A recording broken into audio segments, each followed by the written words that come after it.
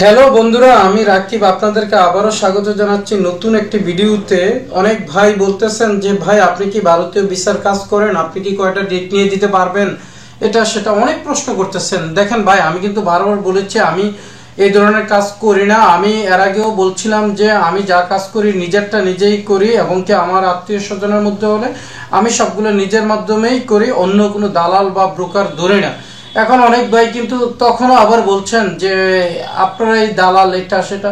এটা আসলে যার যার চিন্তাকোণ থেকে বলেছেন, ওই ভাই হয়তো বা এরকম মানুষের খপ্পরে পড়েছেন, দালালদের খপ্পরে, তাই জন্য উনি এই কথাগুলো বলতেছেন। এগুলো নিয়ে আসলে কোনো কর্ণপাত করি না, কিন্তু মূল কথা হচ্ছে যে আসলে অহেতুকভাবে কাউকে ব্লেম না দেওয়াটা ভালো, নিজে বুঝে শুনে তারপরে কথাবার্তা বলা উচিত।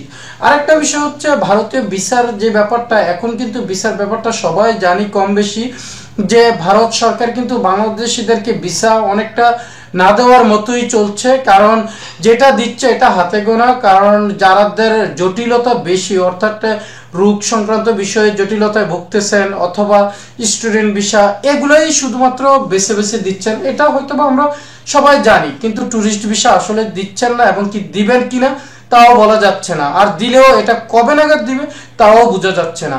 আর ভাই দিবেই কিভাবে, যে দেশে আমাদের আইন শৃঙ্খলা পরিস্থিতির কথা বারবার ওনারা বলছিল যে বাংলাদেশের আইন শৃঙ্খলা পরিস্থিতি যদি উন্নতি ঘটে তাহলেই ওনারা ভারতীয় ভিসার সবকিছুর কার্যক্রম একদম স্বাভাবিক করে দিবে। কিন্তু কোন ক্ষেত্রে মনে হয় যে বাংলাদেশের আইন শৃঙ্খলার পরিস্থিতি একদম উন্নতি ঘটে গেছে যে আর ভিসাটা একদম টোটালি ওপেন করে দিবে? আর এখানে সবচেয়ে বড় বিষয় হচ্ছে কোথায় জানেন, যে আসলে আমরা নিজেরা আগে ঠিক হতে হবে। আপনি একটা দেশের ভিসা চাচ্ছেন এবং কি ওই দেশের বিরুদ্ধাচরণ আবার করবেন, হয়তোবা এখন অনেক ভাই বলবেন যে ভাই যারা ভিসা চাচ্ছে তারা তো আর বিরুদ্ধাচরণ করছে না, কিন্তু আমার কথা হচ্ছে ভাই ওনারা তো আর বেছে বেছে দেখতেছে না, মিডিয়ার মাধ্যমে দেখতেছে যে সবাই মনে হচ্ছে মেজরিটি পার্সনে এখন মনে হচ্ছে যেন ভারতের বিরুদ্ধাচরণ করতেছে, আর একদিক দিয়ে ভিসা চাচ্ছে। এখানে যদি আমি বারবার বলেছি যে যদি কূটনৈতিক কোনো প্রবলেম থাকে, রাষ্ট্রীয়ভাবে কোনো সমস্যা থাকে, এটা রাষ্ট্রীয়ভাবে সমাধান হবে।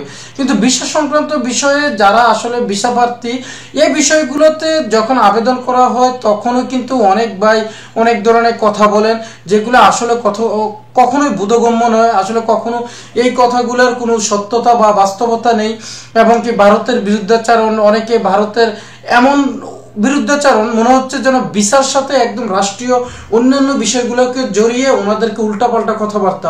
তাহলে সেই ক্ষেত্রে আর ভিসার আশা করা যায় কিভাবে? একটা দেশের সাথে যদি সুসম্পর্কই না থাকে, সেই দেশ ভিসা দিবেই কিভাবে? আর সুসম্পর্ক থাকার জন্য এখানে কূটনৈতিক ব্যক্তিবর্গ রয়েছেন বা রাষ্ট্রীয় ব্যক্তিবর্গ রয়েছেন, এবং কি যদি কোনো প্রবলেম থাকে ওনারাই এটা সমাধান করবেন। কিন্তু আমরা সাধারণ জনগণ যেভাবে উঠে পড়ে লেগেছি, সেক্ষেত্রে কিন্তু আসলে আশা করা যায় না যে আসলে আমরা খুব সহজে ভিসা পেয়ে যাব, অথবা ওনাদের সাথে সম্পর্কটার খুব স্বাভাবিক একটা অবস্থা বিরাজ করাতে পারবো। তবে দেখা যাক, যেহেতু আসলে পার্শ্ববর্তী দেশ, আমরা তো সবসময় আশাবাদী। তবে এটা সম্পূর্ণ ডিপেন্ড করবে আসলে ওই দেশ এবং বাংলাদেশের যে মানুষ আছে, সাধারণ পাবলিক, বিশেষ করে বাংলা ভাষাভাষী যে ভারতীয় জনগণ আছে, তাদের মেন্টালিটির উপর, যে আসলে বাংলাদেশের সাথে সুসম্পর্ক বজায় রাখবে কিনা। এখন বলতে পারেন যে ভাই জনগণের উপরে ডিপেন্ড করে কি আর বাংলাদেশের সাথে সম্পর্ক হবে? হ্যাঁ, অবশ্যই জনগণের উপর ডিপেন্ড করে। কারণ জনগণ যদি আসলে একটা দেশের প্রতি বিরাগ থাকে, তখন কিন্তু ওই দেশের সরকারও ওই দেশের প্রতি সমর্থন রাখে না। তবে সেই দৃষ্টিকোণ থেকে আমি বলতে পারি যে বাংলাদেশ এবং ভারতের জনগণ এখনো এমন পর্যায়ে চলে যায়নি যে একদম মারাত্মক পর্যায়ে এই সম্পর্কে স্বাভাবিক অবস্থা বিরাজ করবে না, এমন কিন্তু হয়নি। তবে যেটা হয়েছে এটাও কিন্তু কম নয়। তবে দেখা যাক কি হয়, আর ভিসাটা কি হবে এটা ভবিষ্যৎ বলে দিবে। এখন শুধুমাত্র এই দুইটা ক্যাটাগরির ভিসা ছাড়া আসলে যে যতই বলুক যে ভারতীয় ট্যুরিস্ট ভিসা এটা সেটা এই ইদানিং খুলবে, এটা সেটা, এই ধরনের আসলে কথার কোনো ভিত্তি নেই, এবং কি এই কথাগুলো বিশ্বাস করেও লাভ নেই। ওকে বন্ধুরা, ভালো থাকবেন। পরবর্তীতে কথা হবে অন্য কোনো ভিডিওতে অন্য কোনো বিষয় নিয়ে। আল্লাহ হাফেজ।